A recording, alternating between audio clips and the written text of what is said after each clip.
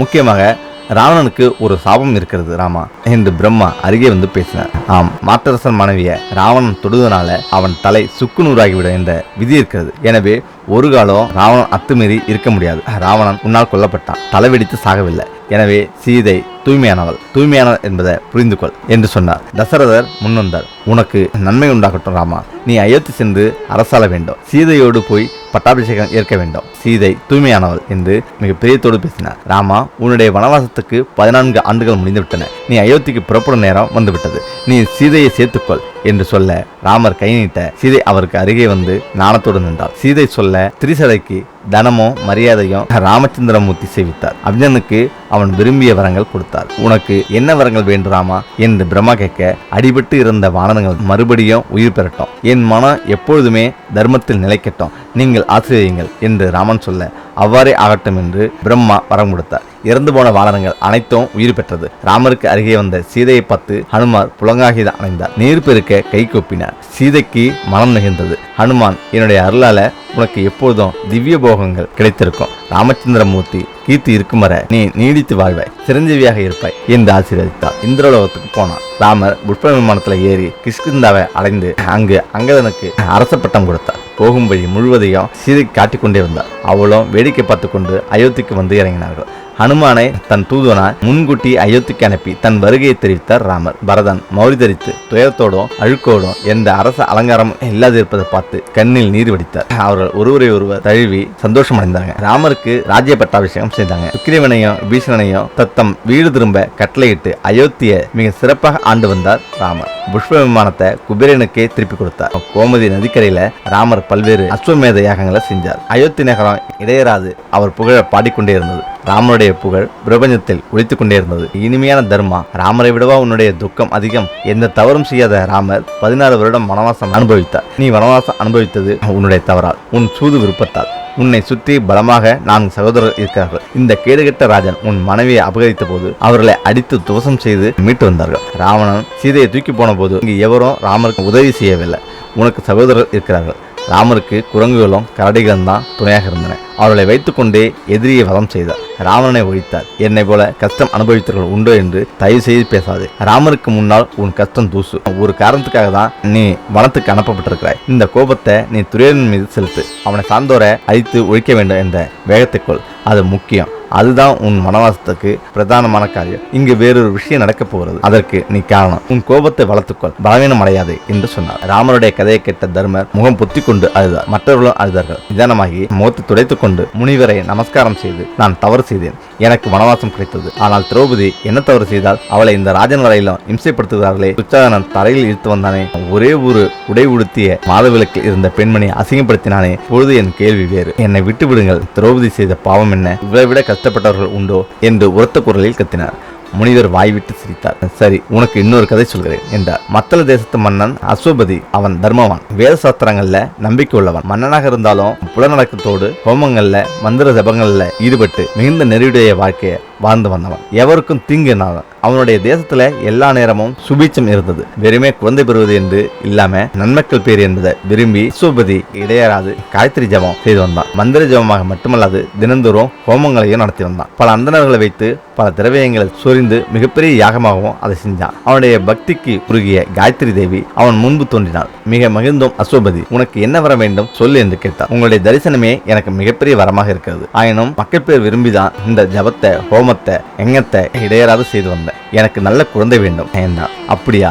இதை பற்றி நீ ஹோமங்கள் செய்யும் போதே நான் பிரம்மாவிடம் பேசியிருக்கிறேன். உனக்கு என் அம்சமுள்ள ஒரு கன்னிகை மகளாக பிறப்பாள். அஸ்வபதி குறுக்கே பேச வேண்டாம். நான் மக்கப்பேறு என்பது ஆணாகத்தான் இருக்க வேண்டும் என்பது அவசியமல்ல. வம்ச விருத்திக்கு பெண்ணும் உதவக்கூடும். மறுபேரும் சொல்லாம நான் கொடுக்கின்ற வரத்தை ஏற்பாயாக என்று கட்டளையிட அவன் சரி என்று தலையசைத்தான். தன்னை விட தான் வணங்குகின்ற தெய்வத்திற்கு தன்னை பற்றி தெரியும் என்று முழுவதுமாக நம்பினான். அவன் மனைவிக்கு மிக அழகான ஒரு பெண் குழந்தை சாவித்திரி பிறந்தாள். அற்புதமாக வளர்ந்தாள். அவளுடைய அழகு எல்லோரையும் கைகுப்ப வைத்தது. மத்தள தேசத்துல அற்புதமான அரசகுமாரி வாழ்ந்து வருகிறார் என்பதை கேள்விப்பட்டு மற்ற அரசர்கள் தூதுவர்களை அனுப்பி அவளை பார்த்து வர சொன்னார்கள். பிரமிப்பான அவளுடைய அழகும் அவளுடைய நடவடிக்கைகளும் பூஜைகளும் அவளிடமிருந்து வெளிப்படுகின்ற சாநித்தியத்தையும் பார்த்துவிட்டு வந்தார்கள். இவள் வெறும் அரசகுமாரி அல்ல என்று தீர்மானித்து இவளுக்கு வேறு எவனாவது காத்திருப்பான். நம்முடைய இளவரசனுக்கு இவள் வேண்டாம் என்று விலகி போனார்கள். யாரும் வரவே இல்லை. உன் பெண்ணை திருமணம் செய்து கொடுக்கிறாயா என்று தகப்பனை நோக்கி வர வேண்டும். அதுதான் அழகு. அல்லாது ஒரு தகப்பன் தன் பெண்ணை கொண்டு போய் இவளை திருமணம் செய்து கொள்கிறீர்களா என்று கேட்பது உயர்ந்ததல்ல.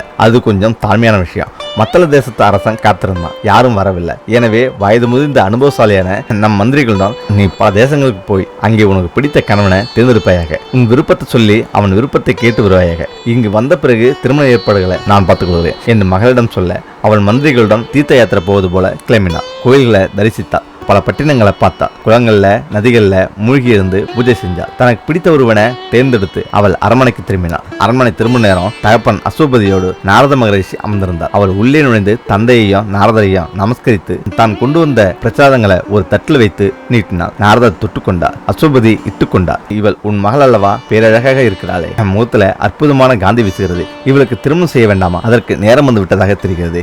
என்ன ஏற்பாடு செய்கிறாய் என்று அஸ்வபதியை கேட்க, அது குறித்து கவலையோடு தான் நான் காத்திருக்கேன். இவளை பெண் கேட்டு எவரும் வரவில்லை. ஏதேதோ காரணம் சொல்றாங்க. எனவே இவளையே அனுப்பி தேர்ந்தெடுத்துவா என்று சொன்னேன். இவள் என் மந்திரிகளோடு தீர்த்த யாத்திரை போய் திரும்பி இருக்கிறாள். இவள் முகத்தை பார்த்தா யாரோ ஒருவனை தேர்ந்தெடுத்திருப்பாள் என்று தெரிகிறது. அந்த நாணம் முகத்தில் தெரிகிறது. இனிமேல் தான் விசாரிக்க வேண்டும் என்று சொல்ல, சத்தியவான் என்ற இளவரசனை தேர்ந்தெடுத்ததற்காக மகள் மெல்லிய குரல்ல கூறினார். யார் அந்த சத்தியவான்? ஆம், மகத தேசத்து மன்னன் துத்திசேனனின் மகன். அவன் சத்தியமே பேசுவதால அவனுக்கு அந்த பெயர். அவன் குதிரைகள் மீது விருப்பமுடையவன். குதிரைகளை பொம்மையாகவும் ஓவியமாகவும் கற்சிற்பமாகவும் உருவாக்குவான். அதற்காக அவனுக்கு சித்திரசேனன் என்ற பெயரும் உண்டு. துத்துமசேனனுக்கு எதிரிகள் அதிகம். அவர்கள் ஒன்று சேர்ந்து அவன் ராஜ்யத்திலிருந்து விரட்டிவிட இளம் வயது மகனோடு வனத்துக்கு வந்து விட்டான். அங்கு தன் மனைவியோடும் மகளோடும் அமைதியான வாழ்க்கையை மேற்கொண்டான். பேரரசனாக இருந்தாலும் வனவாசியாக சத்தியவான் வாழ்ந்து வந்தான். அவனுடைய பேச்சு, நடவடிக்கை, முகபாவம் இவற்றில் மனம் பறிகொடுத்து தேசமில்லாது போனாலும் சத்திரியனே என்று அவனை மனதால் வரித்தான். அதை அவனிடம் சொல்லி அரண்மனை அழைத்து வந்திருக்கிறாள் சாவித்திரி. நாரதர் இது சரிவராதே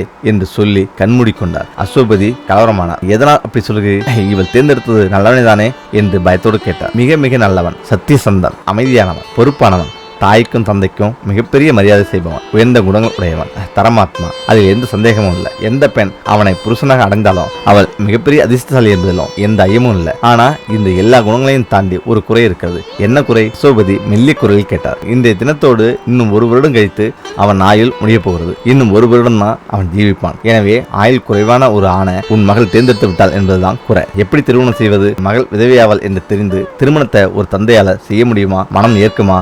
சாவித்திரி, மறுபடியும் தீர்த்த யாத்திரை மேற்கொள். வேறொரு கணவனை தேர்ந்தெடுத்துக்கொள். சத்தியவான் வேண்டாம் என்று அஸ்வபதி பேசினார். இல்லை தந்தையே, நான் மனதால் அவரை வரித்து விட்டேன். என் எண்ணத்தை சொல்லிவிட்டேன். ஒரு முறை மனதால் வரித்த பிறகு அதை மாற்ற என்னால் இயலாது. மனம் என்ன சொல்கிறதோ அதை தான் சொல் என்ன சொல்கிறதோ அதுதான் செயல். அதனால் செயலுக்கு காரணமான மனதை புறக்கணித்து விட்டு இஷ்டப்படி செய்ய முடியாது. நானும் என் செயல்களும் இணையாகவே பயணப்பட வேண்டும். மனம் ஒன்று நினைத்திருக்க செயல் ஒன்று செய்திருப்பது கேவலமான வாழ்க்கை. அது தூய்மையானது அல்ல. எனவே எனக்கு திருமணம் என்று ஒன்று இருந்தா அது சத்தியனோடு தான்.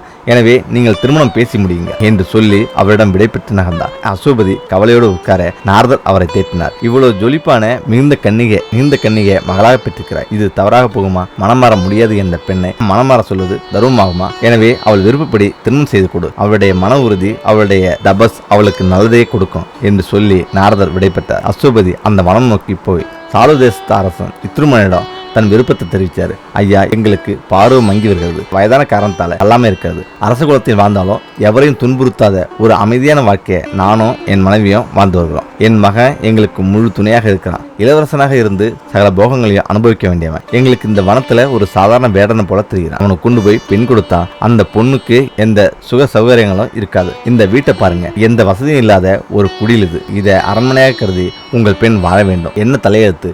இது வேண்டாம் என்று நினைக்கிறேன். உங்கள் மகளுக்கு எடுத்து சொல்லுங்கள் என்று பொறுமையுடன் பேசினார் இத்ரிமான். தன் மகள் தீர்மானித்து விட்டதையும் சத்தியவனை தவிர வேறு ஆன மனதால் நினையேன் என்று சொல்ல சாலு தேசத்து அரசனும் அவன் மனைவியும் வியப்படைந்தார்கள். அப்படியானா அவளை முழு மனதோடு நான் வரவேற்கிறேன். உன் மகளை நீ எப்படி வளர்த்தாயோ அதே போல மிகுந்த பிரியத்தோடு நானும் என் மருமகளை வளர்க்கிறேன். அவளுக்கு எல்லா உதவிகளும் செய்ய முயற்சிக்கிறேன். அவளை அழைத்து வா, திருமணம் நடக்கட்டும் என்று சொல்ல படை வீரர்கள் போய் நன்கு அலங்கரிக்கப்பட்ட சாவித்திரியை தோழிமாரோடு கூட்டி வந்தார்கள். அந்தணர்களை முன்னிறுத்தி அக்னி வளர்த்து அந்தனவனத்தை ஒளிமயமாக்கி மிக சிறப்பாக திருமணம் நடந்தது. பல தேவதைகளை வணங்கி அக்னி சாட்சியாக சத்தியவனின் கருத்தை சாவித்திரி பற்றினார். அந்த குடியில் என்ன விதமான உபகரணங்களை எல்லாம் உதவியாக வைக்க வேண்டுமோ எதையெல்லாம் ஏற்றுக்கொள்கிறேன் என்று சொன்னார்களோ அவற்றை சீதனமாக கனத்த மனதோடு அஸ்வபதி கொடுத்துவிட்டு ஊர் திரும்பினார். தன்னுடைய ஆடை ஆபரணங்களை பெட்டியில் வைத்துவிட்டு சாதாரண மர உரிய சாவித்திரி தரித்துக் கொண்டாள். மாமனாருக்கும் மாமியாருக்கும் மிகுந்த உதவி செய்தார். கணவனுக்கு துணையாக இருந்தால் சந்தோஷப்படுத்தினார். அந்த வீட்டை ஒளிமயமாக மாற்றினான். சிரிப்பான முகத்தோடு வளைய வந்தாள். ஆனா மனதுக்குள் தனது தாம்பத்தியம் ஒரு வருடம்தான் என்பது அவளுக்கு இடையராது நினைவில் மோதிக்கொண்டிருந்தது.